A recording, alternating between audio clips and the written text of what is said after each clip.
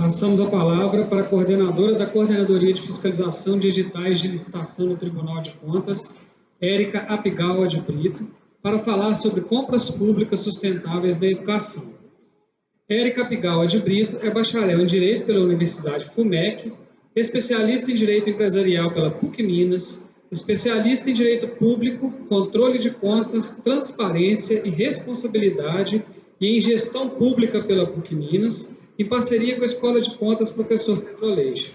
Foi vencedora do prêmio 19 de março no 12º Congresso Brasileiro de Pregoeiros na categoria Publicações, subcategoria Melhor Obra Literária sobre Pregão e Licitações, eleita no ano de 2016.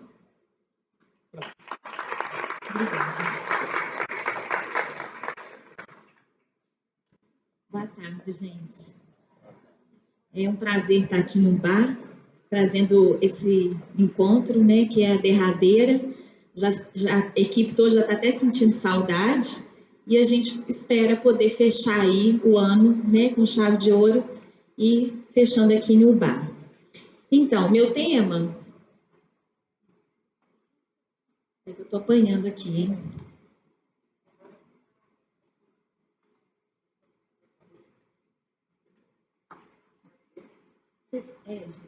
Você desligou?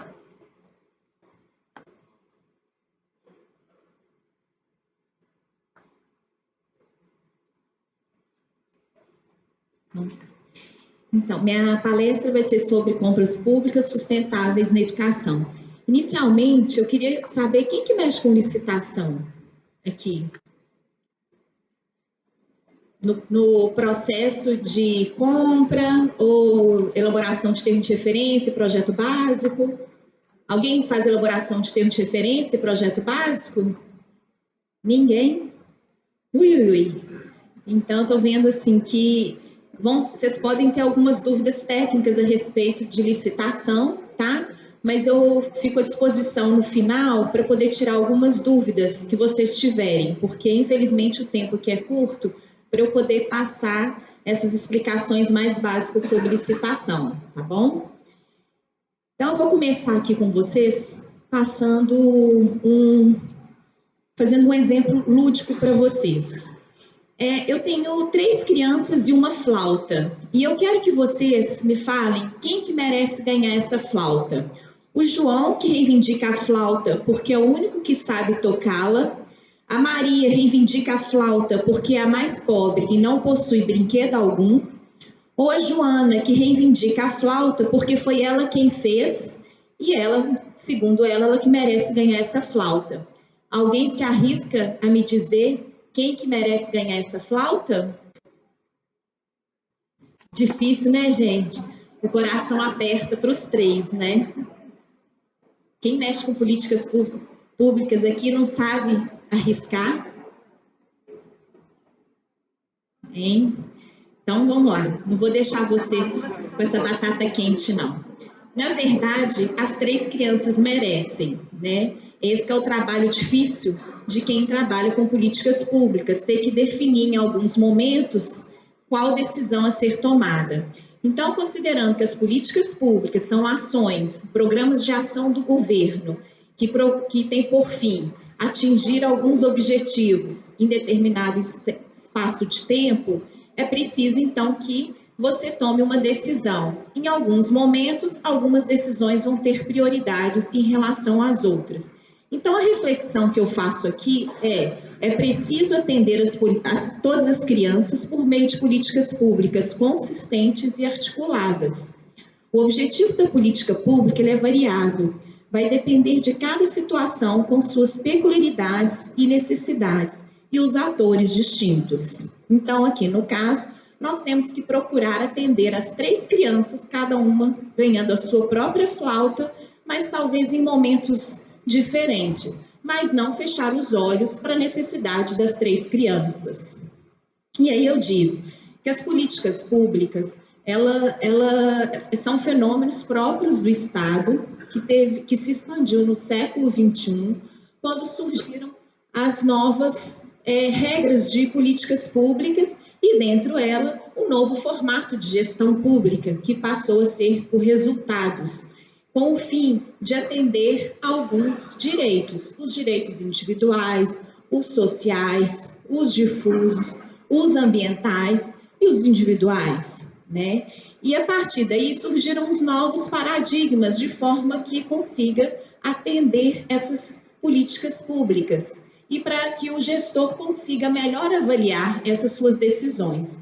Para isso, é preciso que ele fique atento a alguns paradigmas. O primeiro seria a efetividade dos princípios. Então, é fazer valer os princípios, né, da dignidade da pessoa humana, o princípio da eficiência, dentre os milhares de princípios que estão previstos na nossa Constituição Federal de 1988. E o segundo ponto, que é preciso também ter em mente, que o gestor ele precisa motivar o seu ato. Então, é preciso que essa motivação seja necessária na hora de você definir suas políticas públicas. Então, se eu decidir que eu vou dar minha flauta para o João, eu tenho que motivar o meu ato. Por que o João merece ganhar essa flauta naquele momento? Sob pena do gestor ter que responder pelas suas decisões. Então, isso é um ponto importante a ser observado. O outro é o controle da discricionariedade do gestor público. O que seria essa discricionariedade? O gestor público, ele tem opções. Então, no caso, ele tinha a opção de poder dar a flauta para o João, para Maria ou para Joana. A partir do momento que ele define pela prioridade naquele momento, ele tem que motivar. E aí ele tem que fazer essa escolha. Essa escolha tem que ter, por fim, o resultado, que é o interesse público. Por isso, a necessidade de ter o controle dessa discricionariedade no âmbito da administração pública. E tem também aqui, por fim, que sejam atendidos aqueles princípios constitucionais, a supremacia da Constituição, porque é na Constituição que eu tenho as políticas públicas compulsórias, né, que têm que ser atendidas, e as prioritárias também estão ali. E aí eu digo, as políticas públicas, no âmbito da educação, têm que estar conectadas com a realidade imediata. A eleição de prioridades não significa diminuir a importância de outros aspectos, mas decidir por onde começar, inclusive para, a médio e longo prazo, promover reformas com maior profundidade e abrangência em outros aspectos importantes. Então, meu início, né, do meu planejamento, ele vai começar com a Constituição. As políticas públicas constitucionais são estratégicas e compulsórias. E aí eu tenho o artigo 37, inciso 21 da Constituição, que traz a licitação. Porque a licitação ela é um instrumento de promover políticas públicas. Então, se eu preciso trabalhar com a minha educação, eu preciso de comprar material, eu preciso de comprar cadeira, eu preciso de pensar no transporte para essas crianças. Isso tudo, então, eu preciso de pensar numa licitação para que eu consiga efetivar essas compras públicas. E por isso eu tenho que, então, estar atenta aos requisitos necessários de uma licitação. E tudo começa com um planejamento. Então, eu preciso de planejar para conseguir implementar. E a licitação, ela é a regra, tendo as exceções. Então, tem casos que eu posso utilizar a dispensa da licitação. E essa dispensa da licitação pode variar em relação ao causa do valor da licitação, que é um valor menor, uma necessidade de ter que fazer uma aquisição que não dê tempo de fazer uma licitação, ou então outros motivos que estão elencados lá na Lei 8666 de 93, que trata da licitação pública. E aí eu tenho também os casos de inexigibilidade de licitação, que eu também, no caso, eu posso, quando eu não tenho competição, então eu posso fazer uma compra pública baseada em alguns requisitos também especificados lá na Lei 8666 de 93. E aí eu tenho que as ações governamentais devem ser sempre planejadas para produzirem resultados de interesse público. Então, na hora que eu penso no meu planejamento estratégico governamental, eu tenho que pensar em identificar a minha demanda. Então, se eu preciso comprar material escolar, eu tenho que identificar essa minha demanda. E é preciso, quando eu falo identificar minha demanda, eu tenho que fazer um estudo dessa minha aquisição. Então, se eu vou comprar material escolar hoje para o ano de 2018, eu preciso estar atenta nos meus anos anteriores, para que eu consiga fazer uma compra sem desperdício de recurso público e também uma compra deficiente, né? Uma compra que não foi o suficiente para poder atender a todos aqueles alunos. Então, a orientação é, quando for fazer uma aquisição, por exemplo, de material escolar, olhe os anos anteriores, o número de alunos que necessitaram desse material, como que foi a demanda anterior, quantos alunos que eu tenho hoje, para que vocês consigam fazer uma aquisição melhor, sem desperdício de recurso público. Então, é esse estudo que eu falo para vocês terem que fazer. E aí, a partir desse estudo, eu vou conseguir especificar o meu objeto. E aí, essa especificação, eu vou começar a trabalhar com um instrumento de gestão estratégica. Qual seria esse instrumento? É o conhecido termo de referência ou projeto básico. Qual que é a diferença? A Lei 8666 de 93, ela fala em projeto básico, porque na Lei 8666 de 93, eu tenho algumas modalidades licitatórias, que seriam as conhecidas concorrência, tomada de preços e o convite. Então, são modalidades que eu utilizo para eu poder fazer as minhas aquisições de acordo com o valor. Então, é importante para essas modalidades que eu observe o valor, para eu poder definir qual modalidade que eu vou utilizar. E aí, lá eu tenho a especificação de projeto básico. Embora a lei fale que é para obras e serviços de forma geral, eu também utilizo para as compras. E, em seguida, surgiu a Lei 10.520, em 2002, trazendo uma nova modalidade, que é o pregão, que é uma modalidade mais célere, menos burocrática, para se fazer as aquisições públicas. E lá a minha definição seria só as compras públicas quando o objeto for comum. Então, aquele comum é aquele objeto que não demanda uma complexidade maior, independente do valor. Aí eu posso usar o pregão.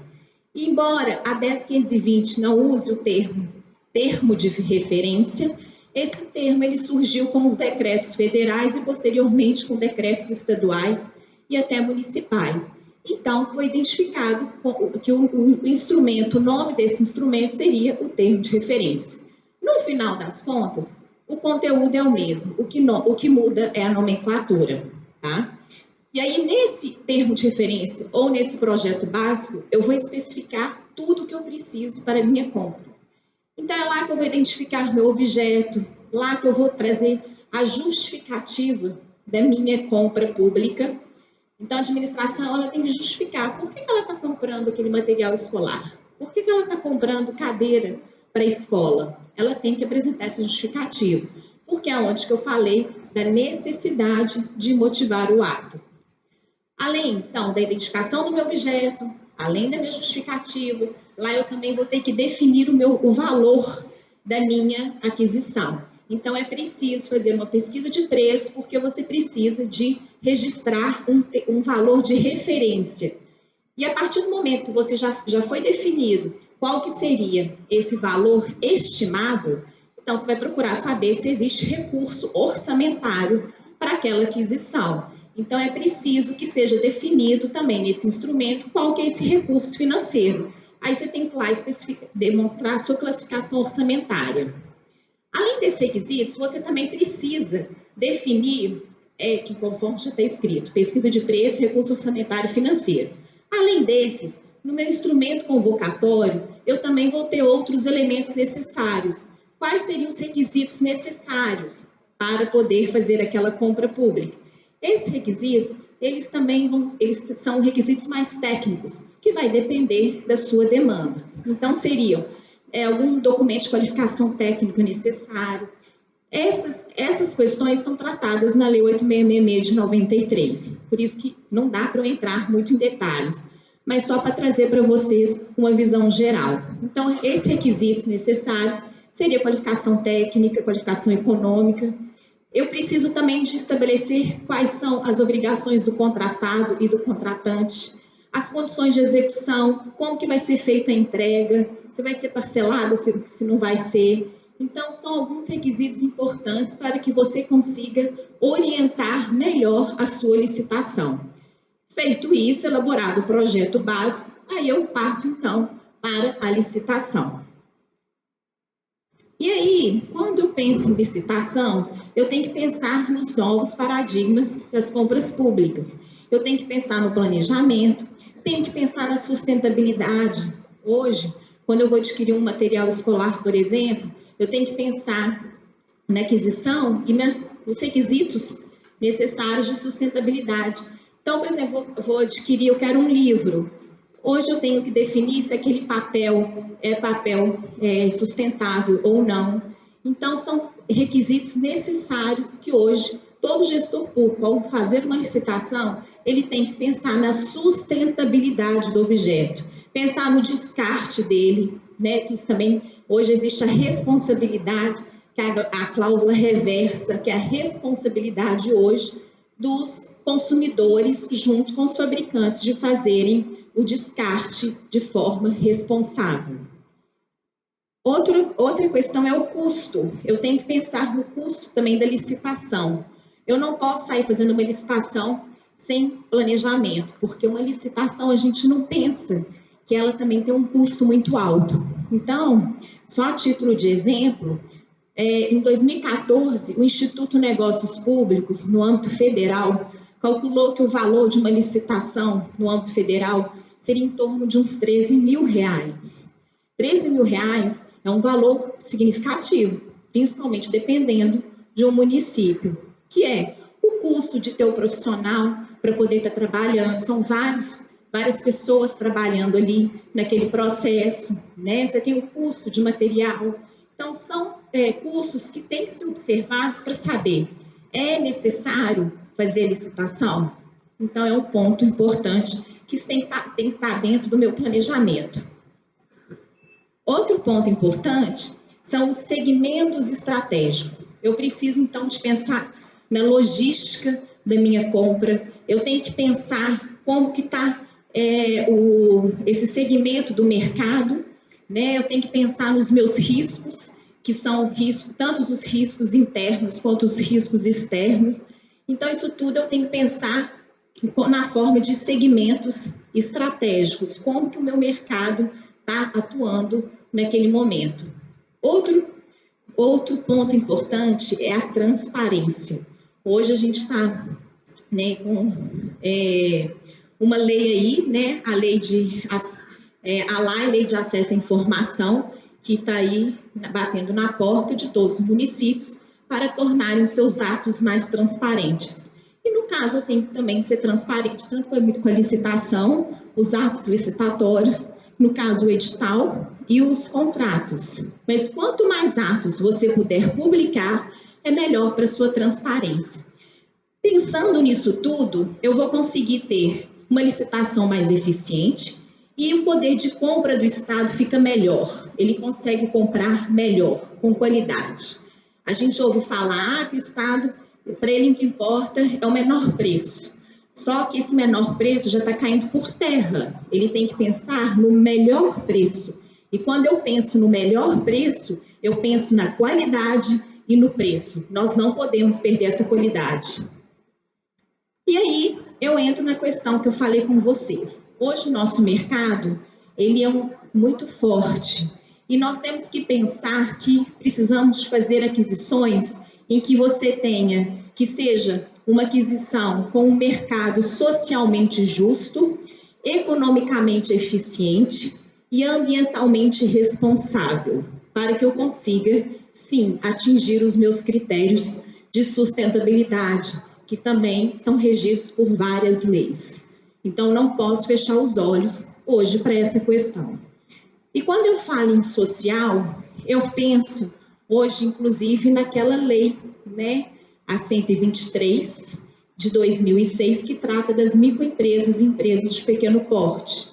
Porque quando eu penso em licitações exclusivas, até 80 mil para ME, microempresa, empresa de pequeno porte, EPP, eu estou pensando qual que é o objetivo do legislador? É reduzir as desigualdades regionais, gerar emprego e renda para as empresas daquele local. Então, é uma forma de você estar atingindo a sua responsabilidade social. A econômica, é o que eu falei com vocês, pensar na racionalidade processual, pensar em ganho de escala. Por isso que quando eu vou fazer uma licitação, eu tenho que pensar em planejamento, para que eu não faça várias licitações. Além do custo, né, eu vou estar deixando também de ter um ganho de economia de escala. Porque se eu vou no mercado, bato lá no meu fornecedor e falo, eu quero comprar 10 canetas, ele vai me dar um preço para 10 canetas e vai me dar um preço de R$100. Mas se eu chegar lá e falar com ele, olha, eu quero comprar 1000 canetas, pode ter certeza que esses R$100 vão ser reduzidos para R$50. Então, é isso que eu falo. Quando você consegue planejar, você consegue comprar uma quantidade melhor e você tem um poder de negociação maior com o mercado.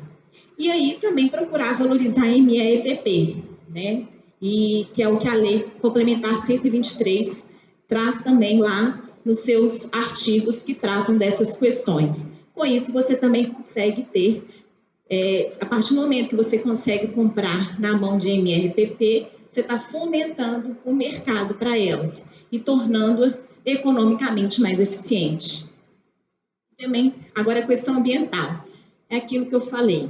Você tem que pensar no seu edital em questões relacionadas à questão ambiental. É pensar nos bens reciclados, recicláveis, se eles são atóxicos, biodegradáveis, a destinação adequada desses resíduos e o uso de tecnologias adequadas.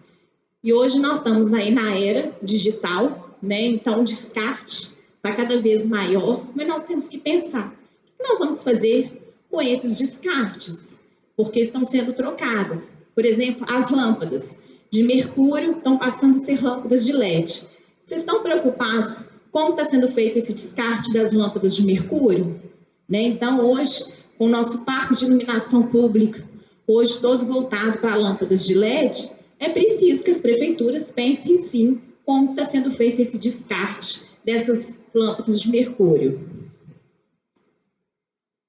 E aí, quando eu penso no uso do poder de compras da administração, eu estou pensando na função social da contratação. Então, a administração ela procura fomentar o mercado com o poder de compra dela. Tem a estratégia de políticas públicas para promover o desenvolvimento econômico, social e ambiental e o acesso aos mercados, incentivar as pequenas empresas a competir com as grandes empresas. Então, esse é o formato que eu tenho hoje, que é o novo paradigma da gestão pública, é fortalecer, fomentar esse mercado das pequenas empresas e pensar nas compras sustentáveis. E aí, eu trago para vocês um exemplo que foi a primeira compra compartilhada no governo federal, que foi um modelo adotado pelo Ministério da Educação, pelo MEC e pelo Fundo Nacional de Desenvolvimento da Educação, em 2005. Foi um modelo descentralizado de gestão da educação pública com a participação dos municípios, estados e União, num registro de preços. Foram adquiridos notebooks nessa época. E aí, um exemplo foi a Secretaria de Educação São Bernardo do Campo, ela tinha o objetivo de comprar notebook. Na época, ela fez a ata de registro de preço delas, só que essa ata teve um preço 3 vezes maior do que essa ata de registro de preço que foi feita pelo MEC e pelo Fundo Nacional de Desenvolvimento da Educação. Na época, ela então largou a licitação dela, porque ela fez uma ata de registro de preço, e quando a gente faz uma ata de registro de preço, para quem não sabe, é um procedimento. O sistema de registro de preço, ele é um procedimento atrelado à modalidade de concorrência ou ao pregão. E aí, quando você adquire por essa modalidade, por esse sistema de registro de preço, você vai, ao final, adquirir os seus produtos, você vai montar uma ata, e aí você fala com o fornecedor que quando você precisar de adquirir, você vai na ata dele. Ou seja, a administração, ela não tem a obrigação de adquirir os produtos dela.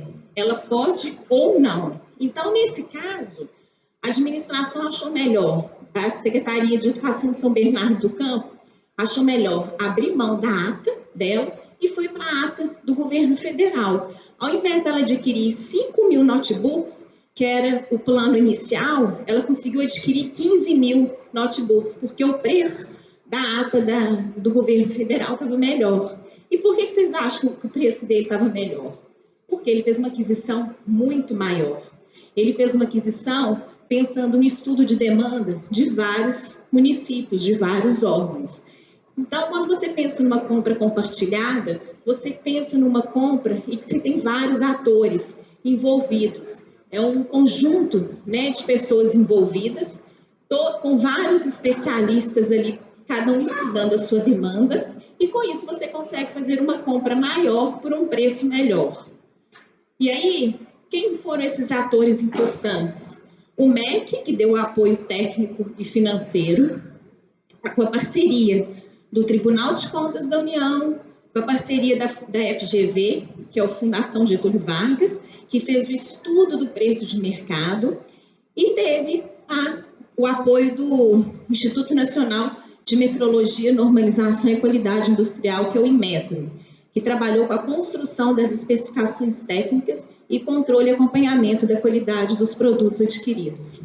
Então, você percebe que essas atas, elas, de certa forma, estão salvando um pouco a vida dos municípios, né? Que às vezes não tem material humano e condições técnicas para poder fazer uma licitação. Então, esse novo formato, ele está ajudando muito os municípios a fazerem as suas aquisições. E aí, então, eu posso concluir que esse novo modelo, ele tem por fim ter a uniformidade dos procedimentos. Então, quando você tem a uniformidade dos procedimentos, quando você pensa numa compra compartilhada, você consegue fazer com que essas compras sejam compras similares, uniformizar a forma de fazer essas compras públicas. Padronizar produtos e serviços, então fica tecnicamente mais fácil quando você consegue fazer essa padronização. Racionalização dos processos licitatórios, que é o que eu falei com vocês, diminuir o número de processos. Reduzir os custos operacionais da administração pública, porque você passa, né, a ter menos a necessidade de pessoas envolvidas com aquele processo de trabalho. Você tem o ganho com a economia de escala, porque quanto mais eu compro, a chance do meu preço cair é muito maior. Quando eu tenho esse ciclo, eu consigo fechar nos principais requisitos de uma licitação: qualidade, eficiência, transparência e celeridade nas minhas aquisições. E acho que eu voltei. Não.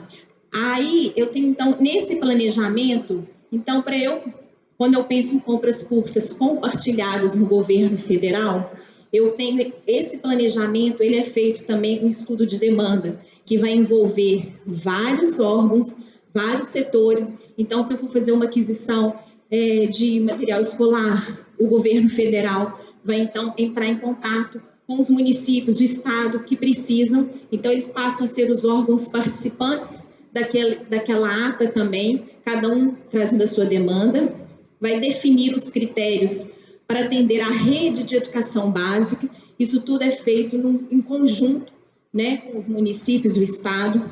Você tem um planejamento dessa compra, você tem audiências públicas para melhor especificação do produto, o estudo do mercado fornecedor e está utilizando o formato do pregão eletrônico.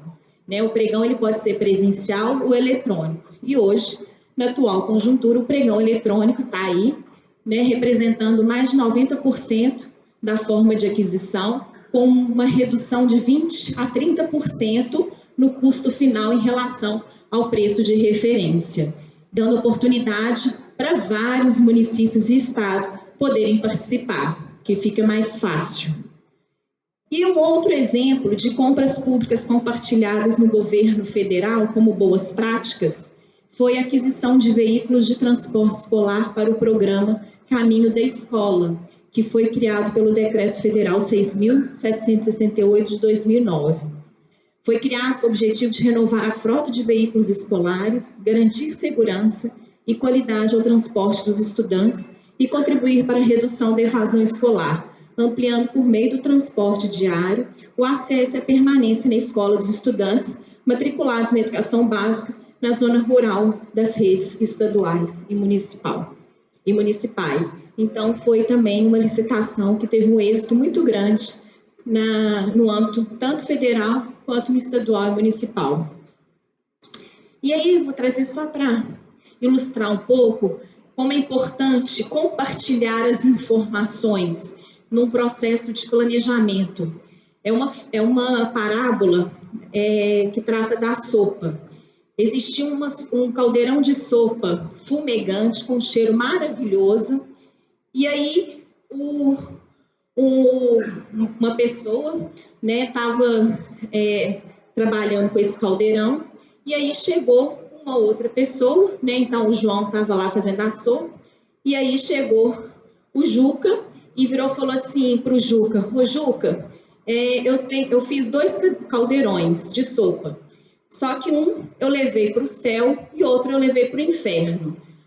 Qual que você quer ir primeiro? Ele falou: eu quero ver lá o caldeirão de sopa do inferno. Na hora que ele chegou lá no inferno, ele viu que as pessoas estavam tentando comer a sopa, era utilizado uma colher de pau muito grande, mas ninguém conseguia colocar essa colher para poder pegar a sopa na própria boca. Então ele viu aquelas pessoas estavam tristes, famintas, ninguém conseguindo comer a sopa. Aí, então, João falou assim: Juca, então agora eu vou te levar lá no céu, você vai ver como que as pessoas estão fazendo para poder comer essa sopa. Na hora que chegou lá no céu, viu que essas pessoas estavam felizes, saciadas, comendo essa sopa, qual que foi a criatividade delas para poder conseguir comer essa sopa?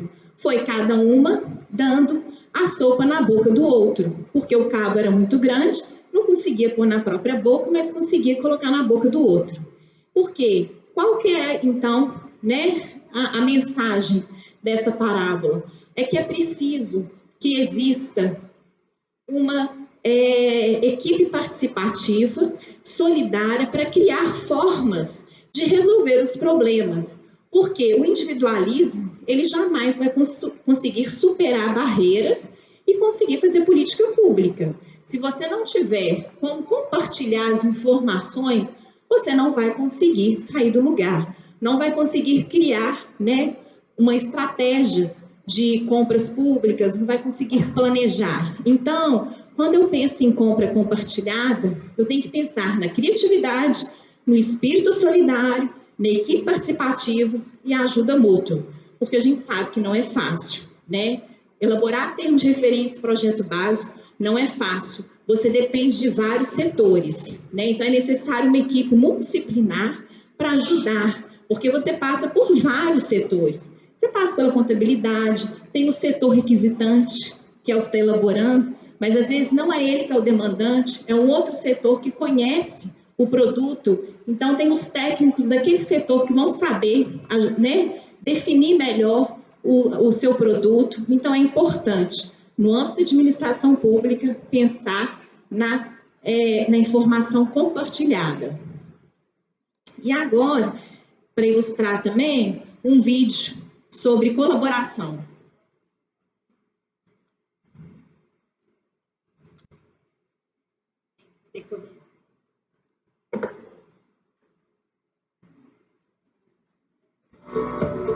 Este foi um dos nossos workshops mais divertidos.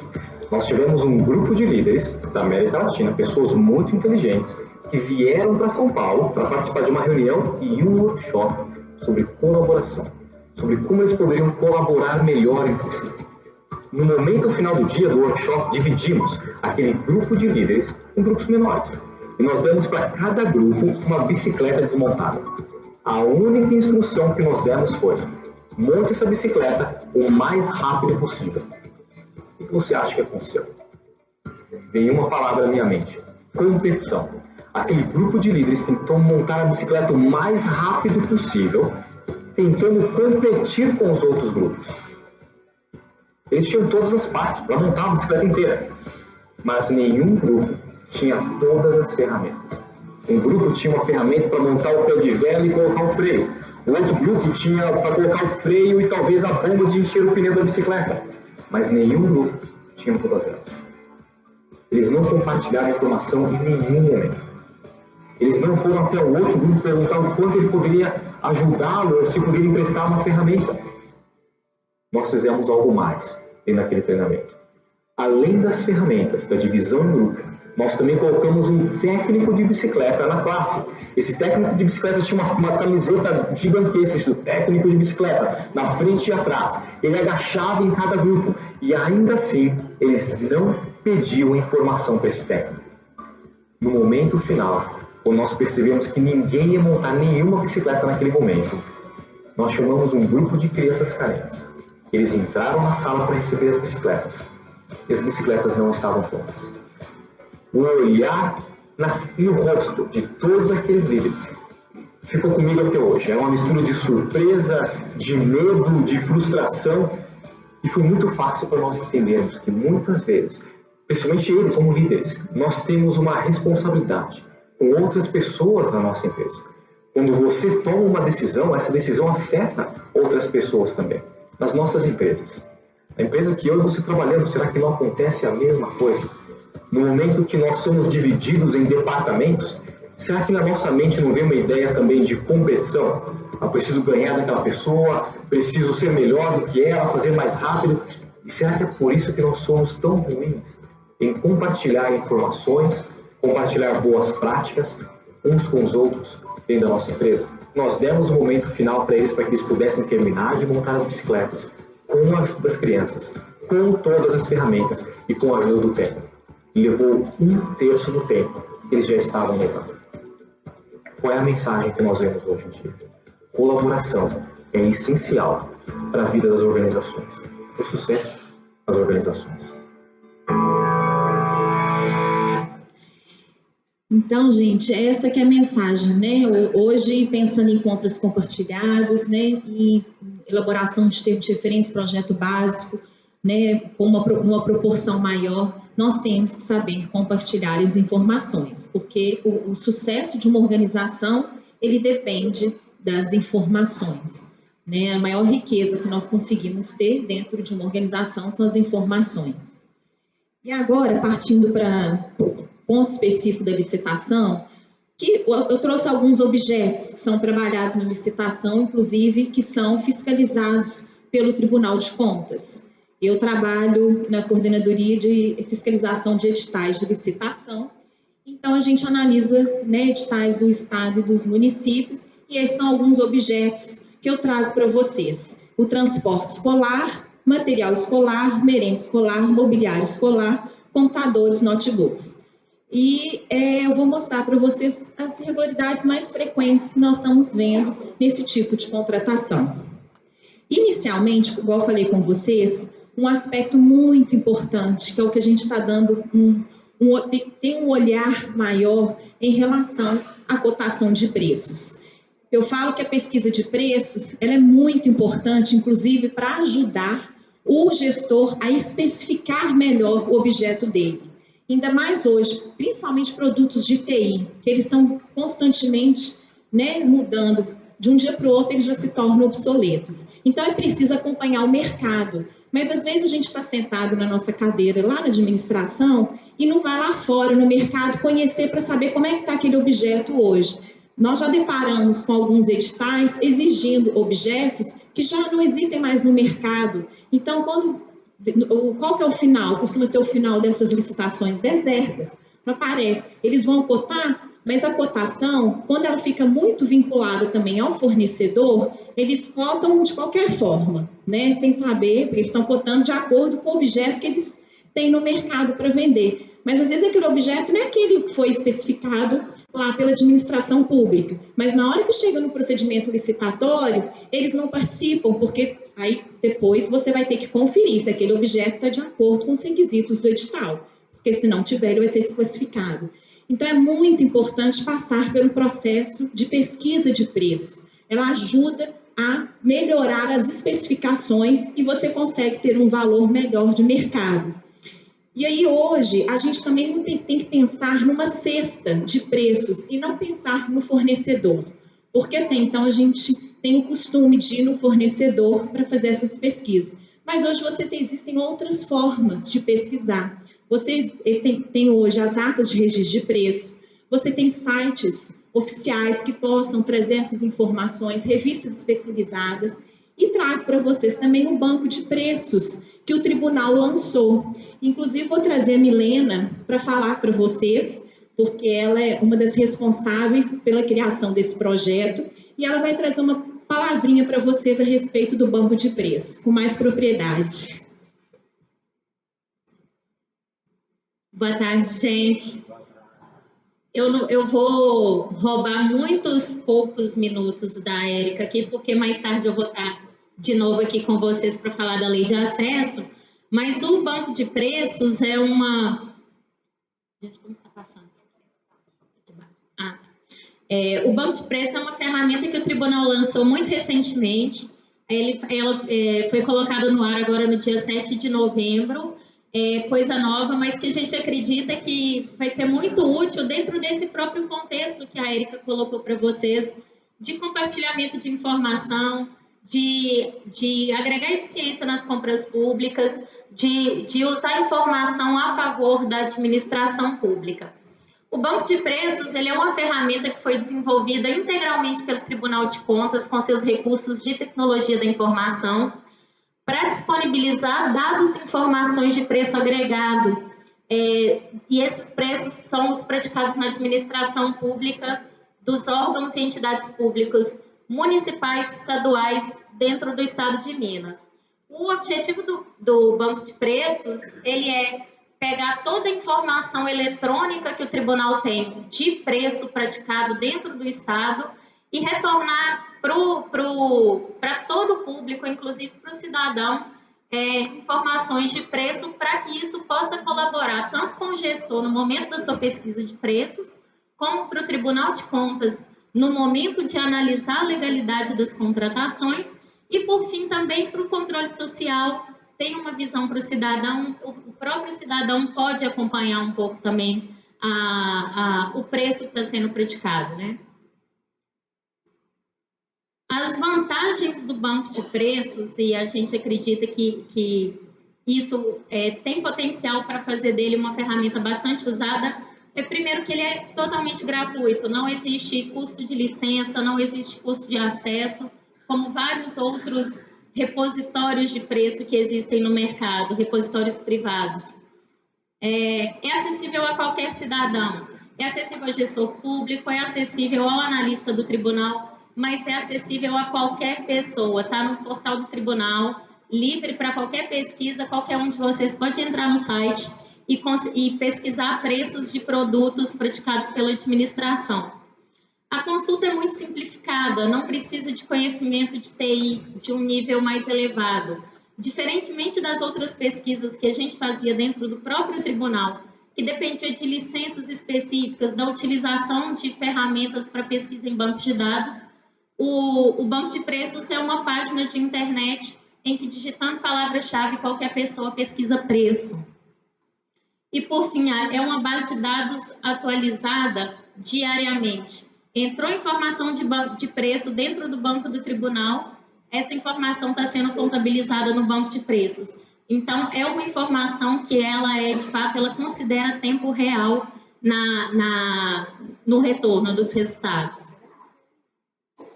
Essa daqui é a carinha do banco de preços, eu não vou navegar nela aqui porque ia demorar muito, mas essa é uma tela de pesquisa. Existe um campo para digitar a palavra-chave e aqui eu posso colocar qualquer palavra, tem até esse daqui, ó, aqui eu estou pesquisando caneta esferográfica, por exemplo. Eu posso escolher o período em que eu vou fazer a minha pesquisa. Se eu vou fazer uma compra agora, se eu vou fazer uma compra nesse momento, eu vou pesquisar o período mais recente. Eu posso pesquisar setembro de 2018, outubro de 2018, tem informação já de novembro de 2018 aqui. No nosso caso, do Tribunal de Contas, muitas vezes a gente vai querer fazer pesquisas passadas. Se a gente está fazendo uma análise, um controle de uma licitação que ocorreu no ano passado, a gente vai fazer a referência de preço com o preço que era praticado no mesmo período. Então, essa pesquisa pode ser histórica também, tem informações de preço desde 2013 no Banco de Preços. Eu posso escolher também o limite territorial, porque muitas vezes o preço do produto ele muda conforme região. O preço principalmente gênero alimentício, mas alguns outros também. O preço do tomate aqui pode ser diferente do preço do tomate no norte de Minas.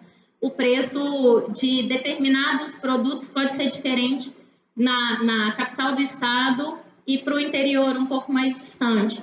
Então, é possível filtrar aqui por limite territorial e escolher mais de um, inclusive. Aqui foram escolhidos 4 municípios para fazer a pesquisa, e isso permite que a pesquisa seja comparativa. Eu possa ver o preço em várias regiões e ver onde está se comprando mais barato. Aí, aqui é o... Aqui vamos passar. Aí, quando eu clico em pesquisar, ainda aparece uma lista de tudo que foi encontrado no banco de dados com as características próximas da minha palavra-chave. Eu posso refinar a minha pesquisa com essas características aqui e clicar em calcular. E aí eu já recebo o preço. É uma pesquisa bastante simplificada. Aqui eu consigo ver para o produto que eu pesquisei. Aqui já até mudou a pesquisa, aqui foi o caderno. Eu consigo ver aqui em 3 municípios diferentes, Almenara, Belo Horizonte e Patos de Minas, o preço médio, o preço mediano, o preço mínimo e o preço máximo para esses produtos. Isso aqui no gráfico mostra, por exemplo, a diferença de preço. Aqui o preço médio em Almenara muito mais baixo que o preço médio em Belo Horizonte. Eu consigo ver a diferença de preço mínimo também.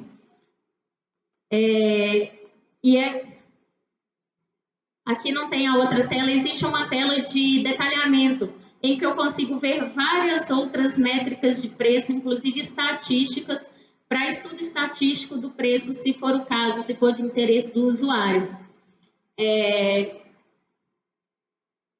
Com a disponibilização dessas informações, a gente tem uma expectativa de melhoria da gestão pública, porque a gente amplia para quem realiza a compra pública as fontes de consulta. Se antes só se consultava com o fornecedor, hoje você pode ter mais um espectro de pesquisa, pode ampliar a pesquisa com a vantagem de ser um preço efetivamente contratado.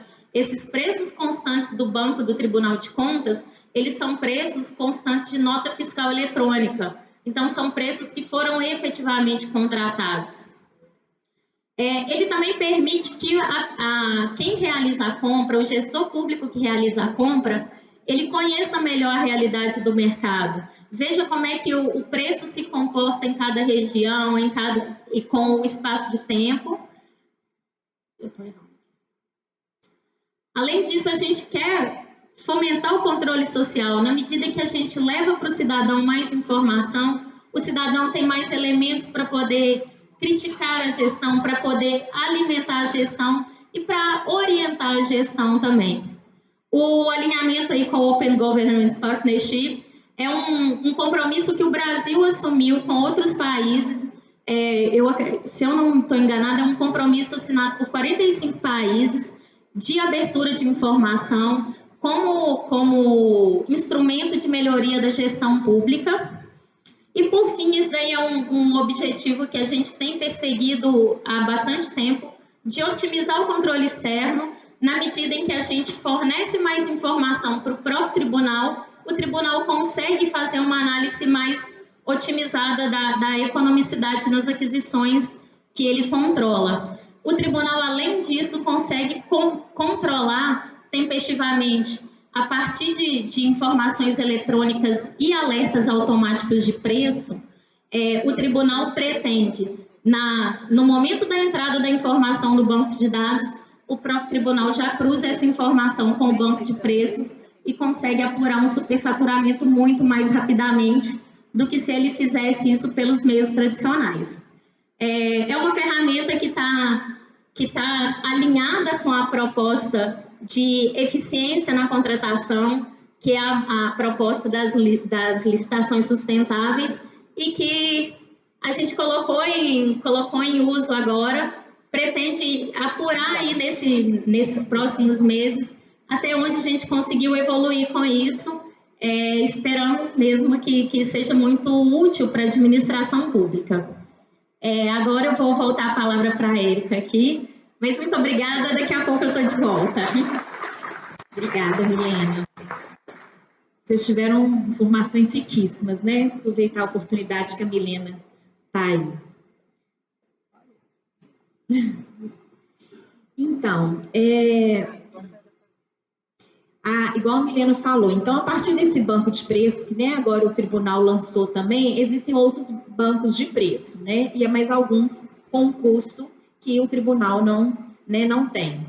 E a Milena até falou do tomate, e eu vou trazer para vocês aqui um exemplo. O que aconteceu no tribunal foi uma demanda que chegou da ouvidoria, que inclusive a Milena vai voltar falando com vocês sobre a ouvidoria, e essa demanda chegou na ouvidoria, foi encaminhada para nós, lá na coordenadoria, com relação a uma denúncia em relação a sobrepreço. E aí nós decidimos, né, a coordenadoria, a fazer uma representação.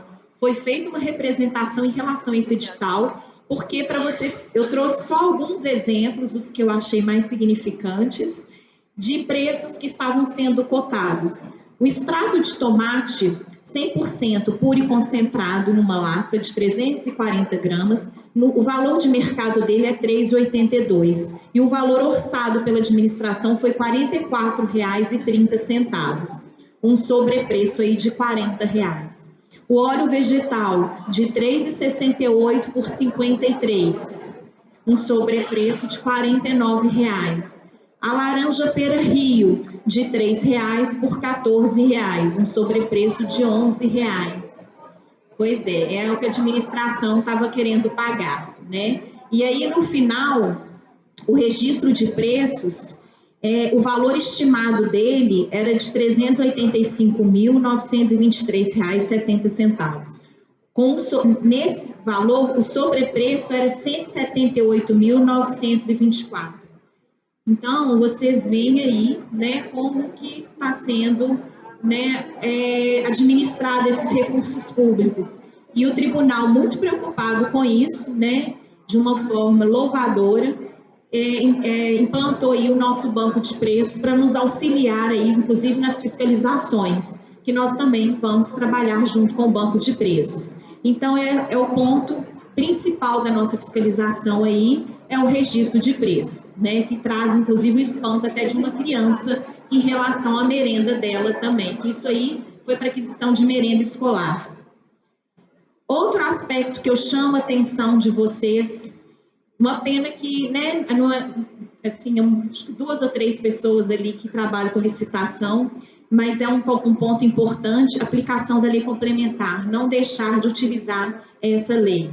É importante pensar porque ela eleva a eficiência das políticas públicas a partir do momento que ela está trabalhando com a questão de ampliar a participação de IME e PP no mercado. Então, a licitação ela tem que ser exclusiva se ela for até R$ 80 mil. Está previsto na lei complementar no artigo 48, inciso 1, que tem que ser exclusiva, porque tem edital que está sendo lançado que não tem essa exclusividade. Então, está tendo descumprimento da lei complementar, que nós estamos também fiscalizando nesse sentido. Outra questão que também não está sendo trabalhada pela administração é fazer a divisão da cota reservada para a cota principal. Então, o que seria isso? É porque a lei fala, lá no artigo 48, no inciso 3, se a licitação for até 80 mil, ela é exclusiva para ME e EPP. Mas se a licitação for acima de 80 mil e o objeto for divisível, ela tem que reservar uma cota, a administração tem que reservar uma cota de até 25% para IME e EPP. Então, se não for possível fazer essa divisão, então ela tem que justificar. Ela tem que justificar todos os atos dela que não estejam sendo cumpridos conforme determina a lei. Então, isso é um ponto importante.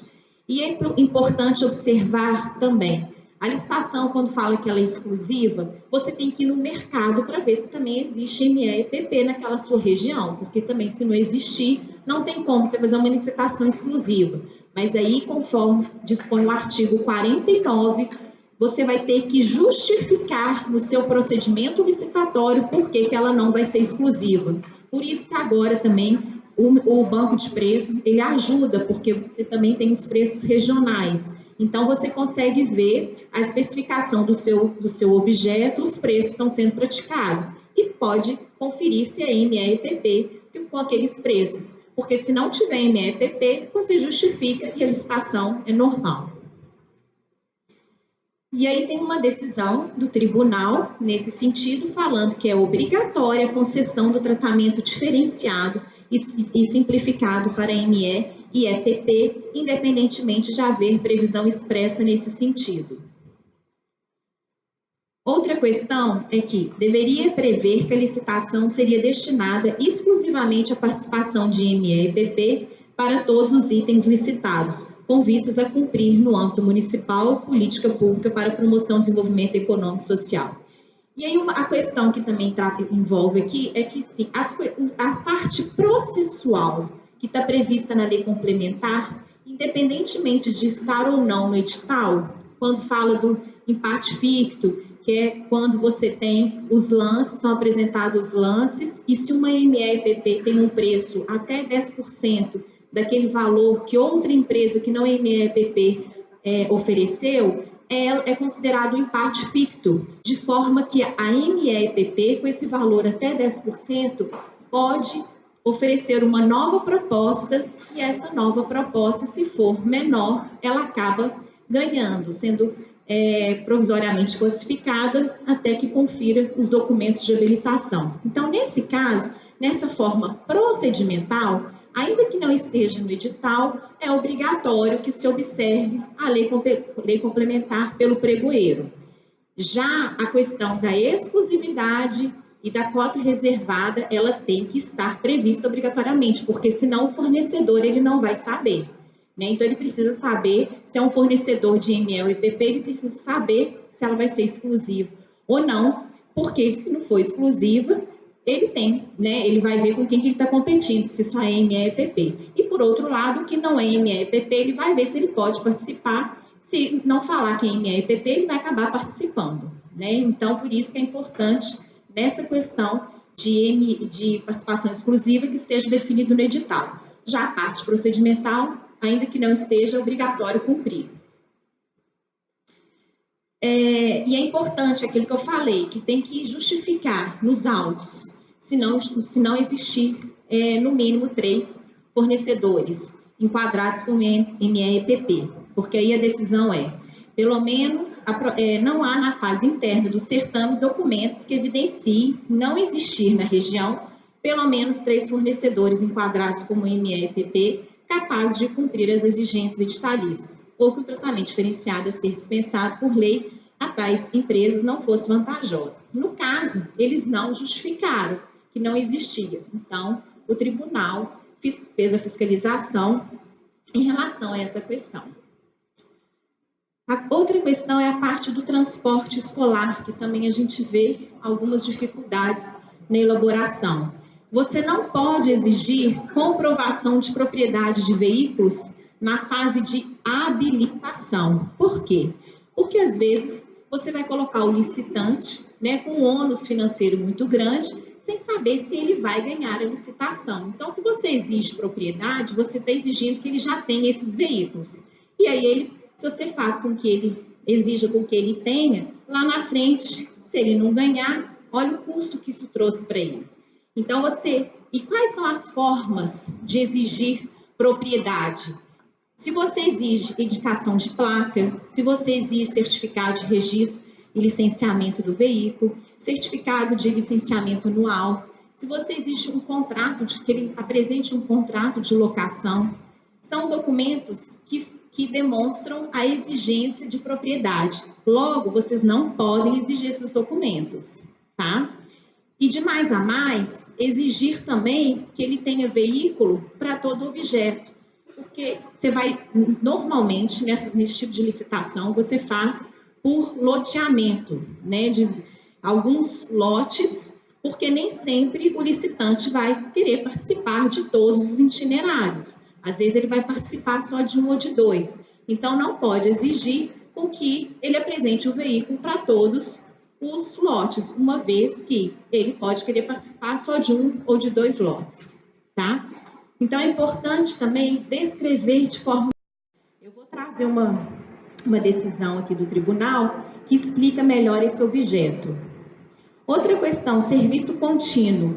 É possível, sim, prever que o contrato poderá ser prorrogado, porque trata-se de serviço contínuo. O tribunal já reconheceu isso, então que ele pode ser prorrogado por até 5 anos, conforme está previsto na Lei 8666. Mas tem que estar previsto no edital a possibilidade de prorrogação, porque se não tiver, não tem como você prorrogar esse contrato.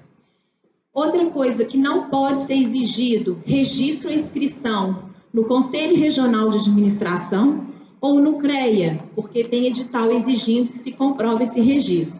Não pode exigir, uma vez que essas entidades não são competentes para fiscalizar esse tipo de objeto. E aí, a decisão que eu trouxe para vocês a respeito da definição do objeto. Então, ao definir o objeto de transporte público, eu tenho que definir os trajetos, as distâncias de cada percurso em uma mesma rota, quilometragem total para cada linha, o horário e os meses em que os serviços serão prestados. Se há, no caso, não há como constatar o local onde se dará o embarque e o desembarque das rotas. Então, é preciso definir onde que se dará o embarque e o desembarque. A definição exata dos itinerários a serem percorridos. Quantos veículos serão necessários para cobrir cada trajeto, bem como a correspondência entre o somatório das distâncias atribuídas a cada local com a quilometragem de cada rota. E também não foi justificada a exigência de 13 rotas, bem como o critério elaborado daqueles trajetos. Então, vocês veem que trata-se de um objeto mais complexo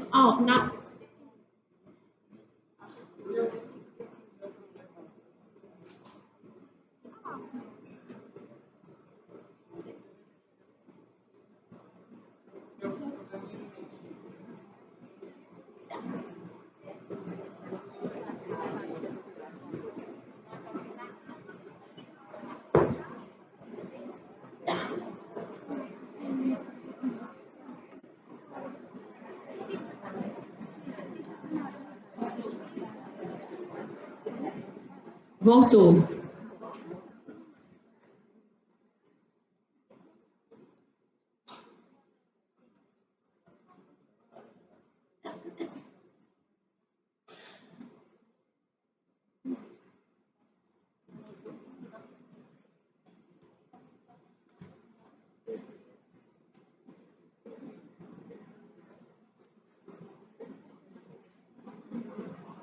Tá falando. Só voltar. Já estou finalizando, tá, gente?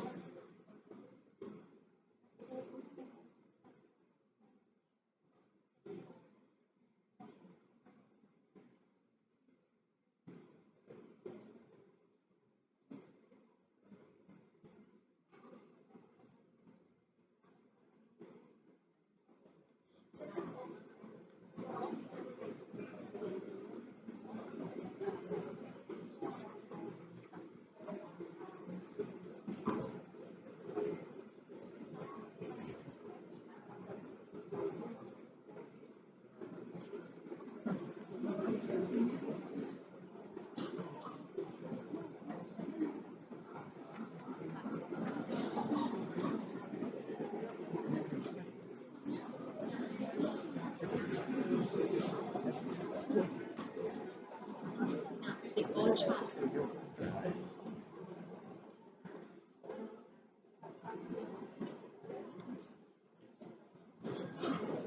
Pronto, voltou. Então, gente, é importante essas informações do objeto para que o fornecedor ele consiga dar o preço dele. Por isso que é importante a quilometragem, o trajeto, tem que justificar por que precisa daquele quantitativo de trajetos, tá? De forma que o fornecedor saiba definir melhor o objeto para administração. E aí que, em relação à questão do prazo de poder ser prorrogado, aí tem a decisão do tribunal, que o serviço de transporte escolar pode ser enquadrado na categoria de serviços a serem executados de forma contínua, admitindo-se que a contratação seja prorrogada por iguais os sucessivos períodos até o limite de 60 meses. É aí o entendimento. E aí, gente, por fim, o ano passado eu até trabalhei no encontro técnico com a questão da aquisição da merenda escolar pela agricultura familiar. Mas, infelizmente, não deu para dar continuidade e o tempo é curto para poder falar dos dois ao mesmo tempo. Mas é só mesmo aqui para chamar a atenção do Programa Nacional de Alimentação Escolar, o PNAE. Então, eu tenho a Lei 11.947 de 2009, que dispõe sobre o atendimento da alimentação escolar, e a Resolução 26 de 2013, que dispõe sobre o atendimento da alimentação escolar aos alunos da educação básica no âmbito do PNAE.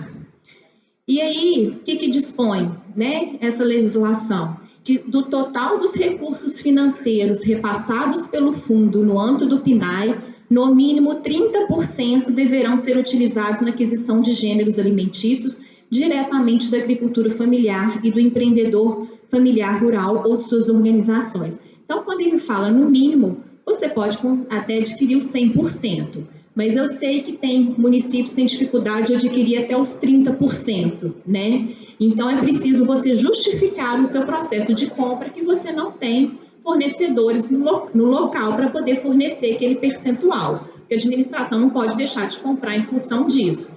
Então, ela vai e parte para licitação comum. E a aquisição poderá ser realizada dispensando-se o procedimento licitatório e será feita mediante chamada pública.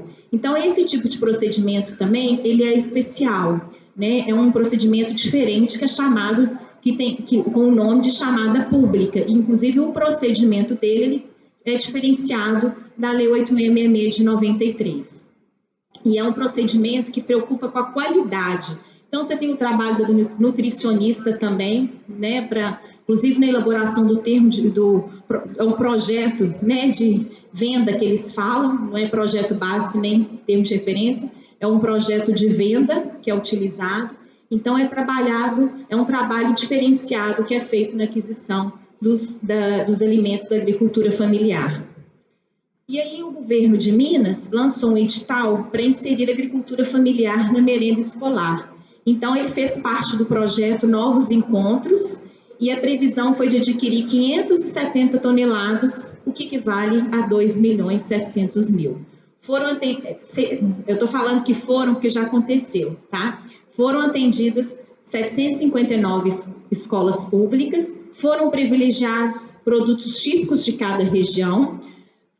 O objetivo foi o enfrentamento da pobreza no campo e as duas frentes foram a qualidade da merenda e a valorização do pequeno agricultor, inclusive de municípios que já aderiram a essa ata e ficaram muito satisfeitos com o trabalho que está sendo desenvolvido no âmbito da administração federal. Por isso é importante, mais uma vez, para finalizar, que nas compras públicas compartilhadas, quanto mais informação eles conseguirem divulgar, compartilhar, mais municípios vão ter acesso a essas atas e vão poder participar do processo de compra também, tá? E deixo aqui uma mensagem final do nosso presidente, que é necessário verificar se as escolas públicas estão de fato contribuindo para a formação das crianças e dos adolescentes.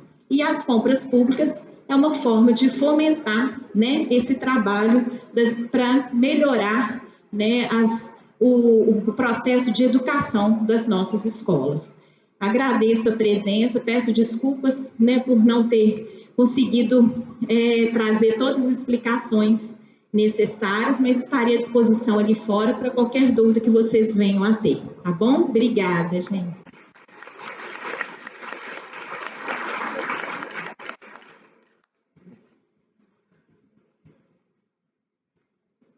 Nós vamos agora fazer